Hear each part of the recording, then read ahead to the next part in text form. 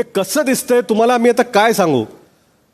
म्हणजे एक असा व्यक्ती जो 6 फुटाचा आहे, ज्याची बॉडी आहे, स्ट्रेंथ आहे, तो व्यक्ती 2 मुलींना उचलून असा खाली पाडतोय आणि त्यांच्यावर थांबलाय. ओके, थांबलाय तिथं मी मानतो की तुम्ही प्रयत्न केलाय, पण पाडताना ते कसं दिसतंय हे तुम्ही विचार करायला पाहिजे का. ह्याच्यावरतीच मतं मिळणार आहेत. Big boss Marathi season 6. भाऊच्या धक्क्याला विशालच्या पॉवर आणि स्ट्रेंथ बद्दल रितेशने केली चर्चा.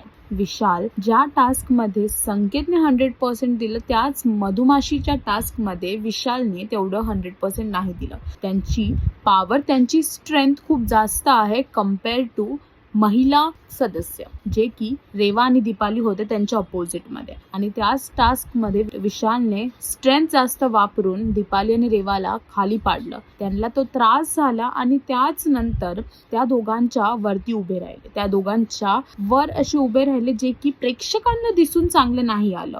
ह्याचमुळे विशाल खूप वीक दिसली या टास्कमध्ये, जे एवढे स्ट्रॉंग असून पण, कारण की त्यांनी महिलांच्या टास्कमध्ये जो त्रास होत होता त्याची काळजी नाही घेतली. आता बघायचं आहे की पुढे काय होईल, आणि अजून असे अपडेट जाणून घेण्यासाठी टेलीचक्र रिजनल्सला सबस्क्राईब करा.